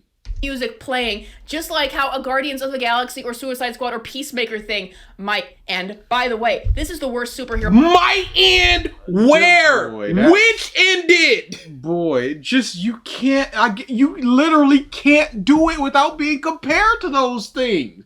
Even though things before those things have done it in different genres than these things. And again, is this a bad thing that they've done this like this? Of the Galaxy or Suicide Squad or Peacemaker thing might end. By the way, this is the worst superhero project I've ever seen Gunn produce. All of the Guardians of the films look like Oscar award-winning films compared to this. This is definitely his worst plot. And it's like it swirls around Superman like a punk rock music. I was not a fan of that Guardian 2 plot. And Peacemaker 2 season 2 had not been out yet. And whenever and that's the scene with Mr. Terrific as well, is there's pop radio music playing there too, and it's like Guardians of the Galaxy. Again, he couldn't let it go. The scene with Mr. Terrific is... Sam Raimi likes a lot of weird wipes, like cross wipes and such. These are just motifs of the director and or writer. These are things that they just like doing. And it's okay that they have a thing that they like doing and they implant into the thing they're doing. I see nothing wrong with having the music there. I didn't think Guardians of the Galaxy. I was watching the scene and seeing what Mr. Terrific can do because this is his second fight scene and I don't know this character. And it was a good fight scene. Yes. Just like the Come a Little Bit Closer scene from Guardians of the Galaxy Volume 2. The way the movie ends is very much like a Guardians of the Galaxy film. And I know I said I was going to do spoilers of this film. Supergirl appears, she's drunk, she's flying from planet to party, and I'm like, perfect casting for Supergirl. Just like so much of the casting of this film was perfect. But Supergirl... What was perfect about her? Is she the right height? Is the right hair color, hair length? Was it the right character acting? She just right and buff enough? What is perfect about it? It's just going to be Guardians of the Galaxy. And I know that people... You need to read the run of Supergirl that this is coming from. Say, well, there's a different director for that film. It's just like every film of Marvel is basically a Kevin Feige production, even if he hires different directors. That is what this DC universe is. In what way is it a Kevin Feige production? What are the 10 poles of the Kevin Feige? Is it the slightly down on their luck super person who gains power, who then loses that power and must learn how to properly get the power back or learn how to use it properly, and then they get it and come into their own? What I don't know what it is, because a Iron Man is a lot different than a Thor. I don't know if he was part of the thing at that point, though. I don't know when Feige signed on. Was it around the first Avengers, and then he started, doing the rest of them things and just spin on them things, if you would. I realize I don't know how to spell his name. Feige. Feig. Oh, look at you. I can spell. Iron Man, Incredible Hulk, Iron Man 2, Thor, Captain America. Okay, yeah. Then, yeah, he was part of all of that. Yeah, no, those don't feel similar. In fact, Thor and Thor 2 were pretty serious, especially Thor 1. What? He was going all the way. He was an associate producer in X-Men and Spider-Man. Oh, yeah. I'm up in here forever. Yeah, he's a superhero. And man. You've Got Mail. the male cinematic universe, the true MCU. Wolverine and the X-Men? What the Oh yeah, okay. He was just in there. Anything superheroes, he was touching. But yeah, if you want to just talk about, it's really just movies in terms of high point, low point, second or third act, low point, where they have to build themselves back up and get. I don't know what the Feige Yeah, I don't think style is in terms of MCU, and we're just like we've seen that note and we're moving on. Did you think? And I think this was out at the time. Daredevil: Born Again was a typical Feige production. James Gunn's DC universe, and it's going to be Guardians of the Galaxy throughout. And he turned up Guardians of the Galaxy to 11 here. It's just constant jokes. Everything is a joke. Everything is humor. Everything is punk rock. All of that stuff. That is what James Gunn is doing with this universe. It's all stuff that appeals to his taste. And I wondered if that is why there is such an unbelievable amount. I'm sorry, but if you're drawing porn, you gotta draw to your taste. Otherwise, unless you're getting commissioned. But even still, it's just like it wouldn't be as good if somebody was truly like, yes, because you can feel. We already talked about the horse penis, but the veins. You know, this is a mob that studied. They know the vascular integrity of a horse penis, as opposed to I got a couple references and I've sketched you a quick horse penis. I drew a typical male penis on a horse. Like, no, sir. No, this isn't what I. This is anti getting me off here. Yeah, I don't think any creative is going to go into an endeavor where they have the control for whatever their creative endeavor is and not put a little bit of themselves into whatever it is. And I don't mean like a self-insert or anything like that. I mean whatever style they enjoy. Quentin Tarantino movies are Quentin Tarantino movies. You know what they look like, you know what they feel like, you know what they're gonna act like. Sam Raimi horror movies, you know what they're gonna be. Jordan Peele, you know what his films are going to be, the ones that he writes and directs. You know, that's why all these directors and writers are so lauded, because the things they do, they just do very well. And you just don't particularly enjoy Gunnisms, I guess, at this point. But again, the Mr. Terrific thing is what's getting me, because that's fine. Amount of characters crowding this film out, crowding Superman out. Guys, Superman spends a massive chunk of this film beaten down in a cage while we explore all of these other goofy characters that... 25 minutes, maybe? Maybe. Do you have it downloaded? Yes, you mean streaming legally through Max? Yeah. Yes, I do have it streaming legally through Max. I'm glad you asked that person. I'm not even going to say your name right now. Because we about to get done up legally.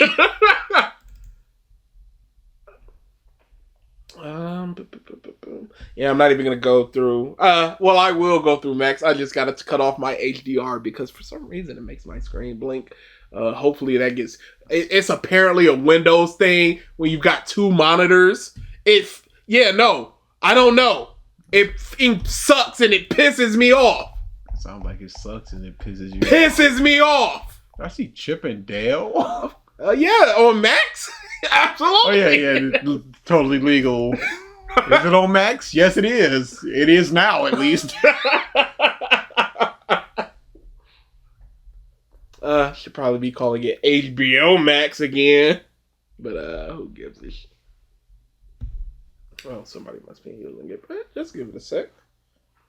I do not. Yeah, using the HBO Max because... Yeah. Bandwidth and all of that.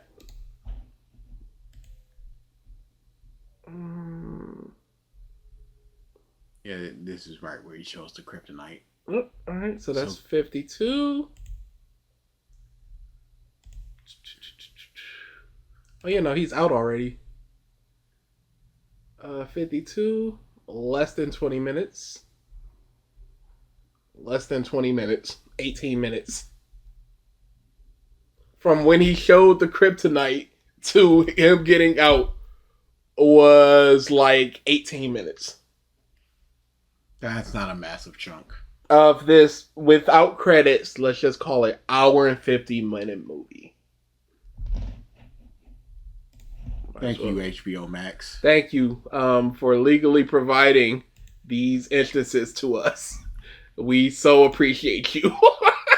James Gunn has invented, but none of them get much development because there's too many of them. Once again, there's Guy Gardner, there's Mr. Terrific, there's Hawk Girl, there's Metamorpho, there's Ultraman who turns into Bizarro. This is really, really not good. Yeah, because you could just name the Suicide Squads from the good one, and they got you just like, oh, there's so many characters, but they do get development, and these characters do get development. It's just like just naming a lot of characters doesn't mean that you're right about them not getting development. All you're doing is putting into the mind of people that haven't seen this movie, wow, that is a lot of characters. But you're talking about Crypto. It's like we're not expecting nothing from Crypto. There's so many other of Lex Luthor's goons and Eve Tessmacher and this other girl who's working for him who I can't remember her name. And then there's the Daily Planet cast. And they're like Cap Grant and Jimmy Olsen and Perry White. And I mean, I wouldn't even talk about them. They get like 2 or 3 scenes. One scene is Lois not even really paying attention to what Cat is saying and instead watching the TV when some Supermaning is going on. Couldn't you say that Perry going call me Perry is development? Yeah, I guess so. Or no. Oh. Like, again, when people say one-dimensional and no character development, I wish they would count what they mean by one-dimensional. Because I gotta assume they mean they are the character you see when you first see them, and they never showcase anything other than that character when you first see them. Essentially a living trope or a living trait. And I wish they would explain what they mean when they say that there's no character development or what character development means to them. Just they did not change, and the fact that they didn't change is bad. And there's just and Crypto, of course, Crypto who James we can probably hit this when it hits that 18 something because that's about halfway done. Gunn said about an hour. We could probably go a little bit further since there was a big chunk that was just talking. Yeah. Inspired him to make this film. And all of them are played up for laughs with the exception of Lois once again. Oh, really? I didn't hear this point. Yeah, I'm glad 17 minutes in, we're finally getting explanations of things she said 6 minutes in. One of them that made me mad was Hawk Girl, though. Apparently, like, Hawk Girl, and I think this is the Shahira Hull version, Gunn just thought, guys, what would be really funny? It would be so funny if Hawk Girl caws like a bird while she fights and... Her war cry? The war cry of Hawk Girl? And I don't think that was played up for laughs. There was nobody who was just like, is that a bird or a hawk? Or there was no cut in to her just going, oh, just don't make fun of me when I do this. Yeah, they played it serious. Again, constantly. Somebody must have laughed. I don't think so. I what else could it possibly be other than...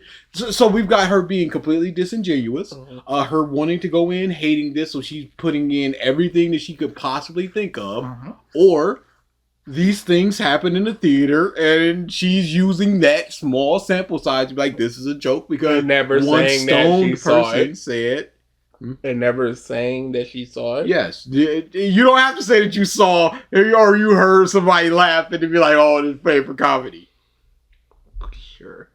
And I'm going to make camera angles that make her like silly faces while she's cawing like a bird while she fights.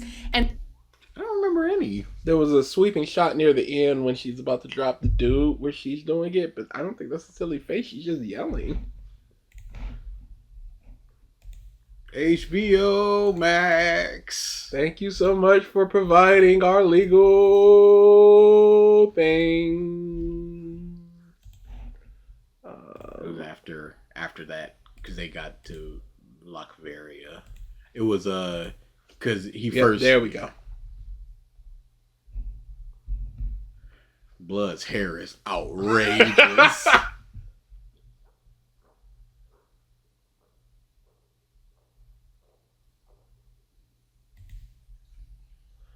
I mean, how are you supposed to look when you're yelling? Right, again, I think somebody laughed there. I don't. Sure thing, DA. Who There's no point in arguing. DA Simp! That's you. I hope you know that's you right now. Comment listener. There's no It's point to argue against. This must have happened. When she doesn't even bring it up. Like, what can I go? No, it didn't.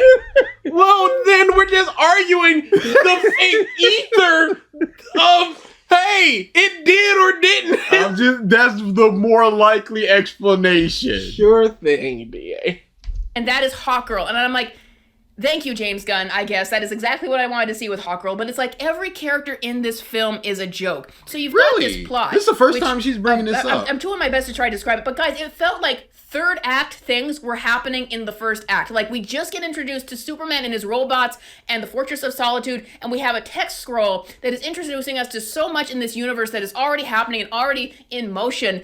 And then... That's the first thing that we see. Mm-hmm. And it's pretty straightforward. 30 years ago this happened. 10 years ago he made his It was all threes. Oh yeah. 300 years ago the day came. Yeah. 30 years ago the most powerful. 3 months ago he helped blah blah blah. 3 weeks ago. And then he crashes down. It's like, okay, that establishes that he's been around for a while. How old he is. Yeah. Like him being healed and then going back to fight him and then still not winning is not third act stuff. If anything, that's like more second acty. Especially considering he lost. Again. 15 minutes later, after we get introduced to all this to Superman, Lex has already invaded the Fortress of Solitude, is already finding out all this stuff, is already exposing Superman to the world, and like in the first, what felt like the first act, Superman. Because this is a lived-in universe. You shouldn't look at this, even though it is the first movie in the universe. You should look at it as the universe has existed for however long you're gonna want to say it existed. And now we're in the movie of the events happening right now. It took him too short of time to get into the Fortress of Solitude. Well, he knew about the Fortress of Solitude. He knew to send the engineer there. He knew what to look out for. He knew the DNA was needed, and he took the DNA and cloned the dude. Like, he's got all the pieces together. Yeah. I can understand the argument at least. Because this was my point. So yeah, there's gonna be agree people with her. Commenter. There's definitely gonna be people that are like, I wish this first movie was truly a first movie. But for me, I was fine with, I don't need to see the mythos and all of that stuff over again. Because you look at something like even the Batman, which I really like the Batman. He's been here forever. He's got all this. He pops up, he beats some dudes down, and then we explore the rest of the things going on in the world. But I think it's more on the Lex thing of he's coming in with this level 10 hatred, and now we have to explore the level 10 in this movie. As opposed to seeing it. No, she specifically mentioned the. I'm not talking about my. I'm talking about my. Okay. Gets arrested, and it's just a ploy for Lex to put him in a kryptonite prison. And it felt like third act things were already happening. That is truly second act stuff. Everything you've mentioned is second act stuff. He gets out and then he beats Lex all within the third act. No, it's the second act, third. I think it's the second act or the beginning of the third act low point. But I think it's the second act low point. But I don't think that's third act. The fact that he gets locked up. Yeah, no. This is all like second act stuff. If you want to say it's one long elongated second act, I would hear that argument. This is truly not third act stuff. And I understand it's pedantic going, the second act versus the third act, whatever. I'm just going on the words she said. In the first act. And Superman is so subdued in this film. He's constantly beat down or in jail. And I've heard a lot of this argument, and it is a very frustrating argument. The people Superman truly gets... I can just chill out. This is how you felt with the Naruto thing. The people Superman truly gets beat down by are a version of himself piloted by one of the most intelligent men in the universe. And an entire team of people. This is with a bunch of cameras watching his every move. And giving real-time feedback and instructions to the dude who have studied his every move to come up with these instructions for this thing. These are the L's he takes. Then, even in his weakened state, he saved 4 people from a black hole with his breath. And he still needed to recover from the kryptonite. He comes back. You saw the second Krypto took out them orbs. He was on an even playing field or the upper hand against Ultraman. He didn't really get any scratches, blood, damage from the big monster. The times when it looks like he's struggling to hold things up is typically counterweight stuff. You've got when he's pushed against the building. He could probably push hard off against that building and make sure that thing doesn't hit it, but he's gonna go through the building. The building that's falling with the girl in the car. The holding that up, he has to counterweight it or it's gonna crumble. If he just puts all his strength in it, he's gonna go through the middle and the rest is gonna fall. These times when he struggles is for basically counterweight. Even when he gets out of jail, he needs other characters to save him. He's kryptonite! He was so weakened. He just fought multiple people while kryptonite weakened. He when they got into the Phantom Zone, Mr. Terrific just quite plainly said, "Oh, that's a proton stream or something like that," indicating its danger. Yes. And then he's swimming in that for minutes. Yeah, keeping the baby while up. Weakened. While fighting. While protecting a baby. With no yellow sun. I don't know what people think kryptonite does. I think they believe that it only matters if it's in his face. So if you push it away, he is instantly good. That is not how it works. It is a poisoning. And the sun needs to get rid of that poison. The poisonous sound. Duh. And do the work that he is also doing, and like, I'll get to that in a second, but I'm gonna get to things in a second, but the things you get to in a second are the things you're on now, just reiterated without proper explanation of these things. When are we tapping on? Once she gets to the next point. Okay, guys, Superman feels, this is something, because we just constantly had more things to talk about as we exited the film, but Superman feels insignificant in this movie.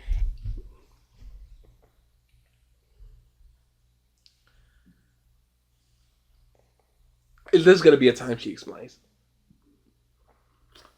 Yes, poorly. And part of that is that they make it, like, in trying, and they're really trying hard to make him seem human, make him seem just like you and me. He is. Yeah, he absolutely is. 100%. His big speech at the end was basically pointing to the audience going, y'all must see me as an alien, but no, I'm just a guy. And make it so he's not a god, like the Zack Snyder version, that they wind up going too far. The Zack Snyder version died. I don't think he was a god. He was getting pieced up. There. He was getting pieced up. When he was flying out the spaceship. Dude. But he was getting pieced up by Feora. He was getting pieced up by Zod. He got pieced up by Doomsday. He lost to Batman. Where?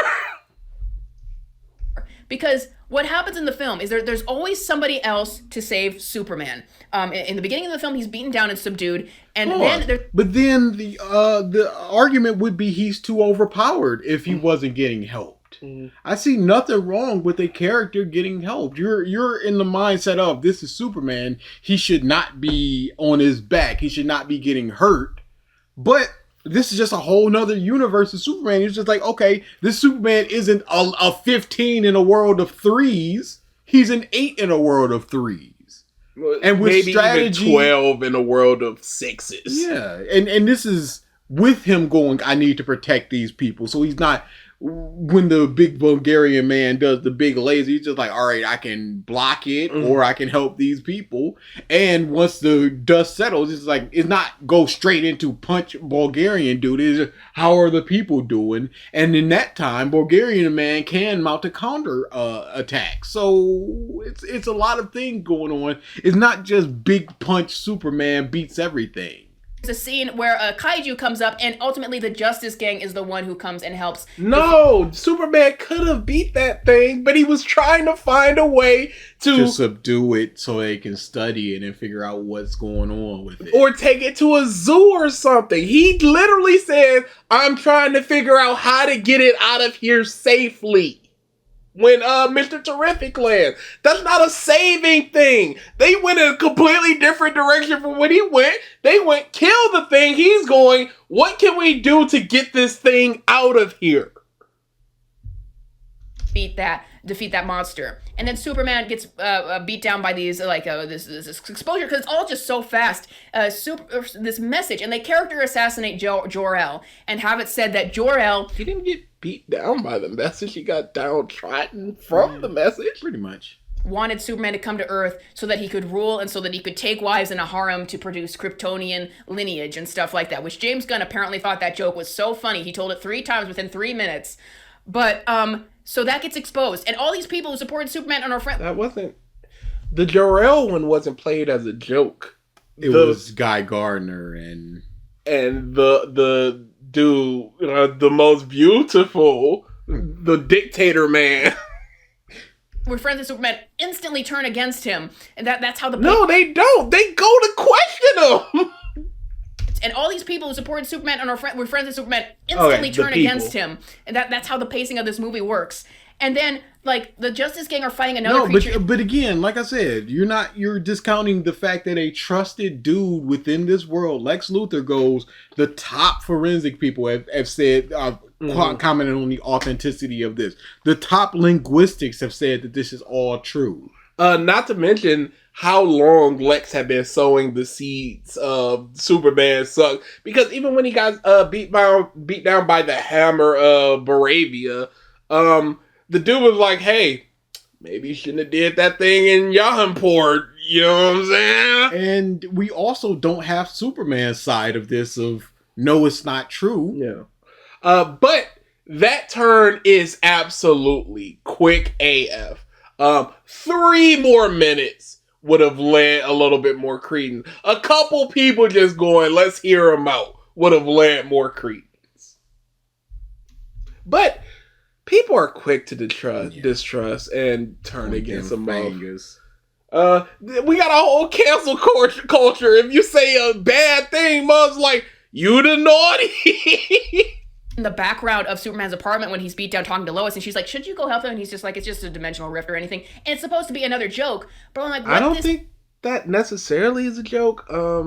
It's just saying that's an imp, they can handle it. Yeah. Because I haven't been helping this whole time. And it's clear that the Justice Gang handles these types of threats frequently. So they can handle it. And guess what? They handle it. Does throughout the film is it makes Superman feel insignificant. Why is Superman No, it makes him feel like a part of an entire world. Not the center of it. Yes. This isn't a Goku. Yes, where we're all sitting around going, where's Goku to resolve this issue? Superhero in this universe. Superman feel insignificant. Why is Superman an important superhero in this universe when they already established that metahumans have existed for 300 years? The beginning crawler says, the most powerful metahuman of all time came up. The Justice Gang helps him defeat the kaiju, or they are the ones who defeat the kaiju, and they are fighting a dimensional being or something in the background while he's just moping around in his apartment. Then he gets beat down. Does that say that Superman could not beat that dimensional being? Yeah. Does it say that the Justice Gang could beat Superman? In this cage, while the Justice Gang is the one doing the stuff, and the Daily Planet people are the ones trying to save the day. Doing what? Doing the stuff. They literally actively said, we're not doing the stuff. Let's go do the stuff. We ain't doing that stuff. doing the stuff. And later on the film, when he finally gets out, he gets beat down by all these characters, and he is ultimately not the one who saves the day. Pause. He gets beat down by a very specific set of abilities to take him down. The plan was to kill him, and they enacted the plan to kill him. It's him that he's fighting against, and somebody that's filling his lungs and eyes with goop. And he beat him. I mean, again, the argument would be, oh, he's just one-tapping these muffs otherwise. Finally gets out, he gets beat down by all these characters, and he is ultimately not the one who saves the day. Crypto is the one If who we don't saves move him. on at 22, we can stop it. Because there needs to be some for the next time. And who helps him defeat Lex. The Justice Gang is the one who... Wait. He didn't help defeat Lex. That was a joke, but Do you think Superman could not defeat Lex in that moment? Like, unless she means the Superman clone. but even that, it was taking out the orb so Superman could fight on an even playing field, and then he won.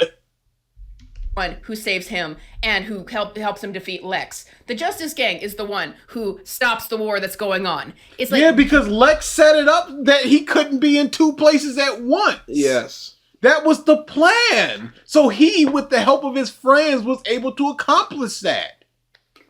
Literally said, I called in some friends. And we see these friends, based on the kaiju monster and the dimensional monster, they are capable enough that Superman would trust them. And they accomplished it. Everything that he set out to accomplish was accomplished. Superman constantly needs somebody to save him and constantly has somebody else finish the job for him. Or he doesn't even need to be around to solve a problem. And I get what James Gunn was doing was probably just not to make him feel so OP and godlike and to just make him feel as human as possible. But the result was it made Superman feel insignificant. And why is he so important in this universe? That's great. That is a crazy conclusion to come to. Yes. When all his fights are against giant monsters and himself, or in a weakened state, like he took out two people. He took out two superpowered people that were piloted by, again, one of the smartest men in the universe and a team of people. And he instantly thought of a plan to stop them, and he enacted the plan. Like, he should have just punched him and won. Yeah, I guess. I forgot the feeling of Superman is like, I want Superman to come and save the day. Like, we need Superman right now at this point in the plot because other characters could do it for him. But is that why Mr. Terrific, member of the Justice Gang, goes, Superman, I need you in Metropolis for this issue, not the rest of my Justice Gang brethren and sistren. on that note, That's good. Perfect. 22! Bazinga! That's my new phrase I'm working out. I got some shirts. It's a terrible one, by the way. Oh, it's off to. I now can see why this one was chosen, and I'm very happy that we've not gotten the politics stuff. Yes, because that's where I'd be like, all right, yeah, you go, whatever. Good luck, BG. Yeah, this is not a great one, and it's not a great one because the points are good and I can't counter them, or even the points are bad and I can counter them. The points aren't really being made. The points aren't there. It's big. Explain yourself, you baby. It's big. Explain yourself, you baby. Yep. So we'll be continuing this sometime next week. The stream. Oh, we need to decide what we're doing for the stream. Also, it probably needs to be Sunday. Okay, that's fine. Okay. Yeah. What's on the docket? Yep. I've not finished Black Clover. I have not finished Ruby. Okay. Well, I was gonna say I finished Ruby. I finished Black Clover. Oh, man, we should have coordinated this. Yeah, I'm gonna say a little bit more at all. unfortunate sequence of events. Yeah, that's actually crazy. Yeah, it's all bad.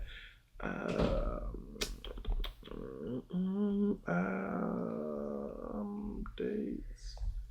What did I call it? I saw cheating. Oh, there's viewer request month. Yeah, that was probably it actually. Votes. That's 2023. Well, that was just. Oh, that is modified.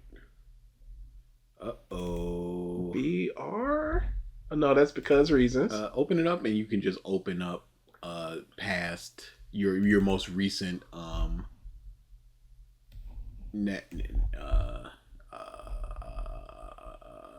notepad, note files. Open it up. Yeah, I can't talk. Big ups, not there. I mean, it's got to be here. Fans? No, fans is typically what I do for calling the people out. No, that's it. Okay, yeah, I did put it at the bottom. Okay. Nope, That's not it. bad. Nope. Okay, No, I'm about to say, how does King Crimson work? Yeah, no. What? That's for the Rage. Yeah. You need to be more organized. Don't I say, with your 1,000 shutting tabs. off my fin. Cancel stream. Okay. Belotro. Okay. Couldn't be me. Couldn't. Pop sound clips. Some tricks. Votes 2.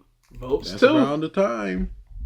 Votes 2. Terrible name. It's in documents. Yeah, documents is crazy.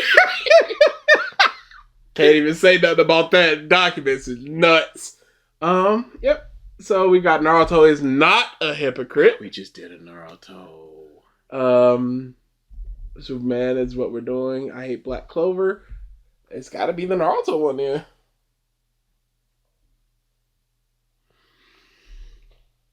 Could we finish the Superman on stream? We could finish the Superman on stream. Yeah, because this will come out tomorrow, and then we can finish it up on stream. Do a poll. Yeah, would you rather us do the Naruto is not a hypocrite on stream, or the second part of the Superman on stream? Yep, I'll put up a poll. God, what a terrible viewer request month. Because these 45 minutes, what are we cooking here? 5 minutes here is pretty long. We could probably bang out that Black Clover in one at least. It's about 20 minutes. Yeah, 27 minutes, and we did about 22 here. So yeah, we could probably bang that up. In the beginning, this was Very 5 minutes. Hey, of just... do you think His TV is gonna be cooking with points? This might be the one. This might be the one. Oh yeah, and then we still gotta do cats. Don't say it like that. And we still gotta do Oh cats. yeah, we still gotta do cats. And there's a field thing. We're doing too much this month. Yeah. A good thing it's the last one. Yep. Colon, we woo the last. Or should it be the last we woo? The last wee woo. I like the last wee woo. Yeah, we're gonna do the last wee woo. I've already started. I don't have the artwork, but the commission was put in for what it was. It is in pertaining to wee woos. Big ups. I was hoping, I thought of it after I already put it in, but it should have been like an ambulance thing or something. But yeah, so we'll see what the poll says. We'll do that, and then we'll do other stuff next week, and then we'll do other stuff other weeks, and then we'll be done with your request month, and then we'll have to cartwheel into reading Naruto again for our Naruto because reasons that's coming, or whatever we're doing. Attack on Titan is up on deck. Oh my God! What are we doing? Why are we doing this for these people? Go somewhere else. In Attack on Don't Titan do something else. Stop coming to these. Half the video, so half the wee woo. So there's just a wee. Yeah. You'll earn the woo next time.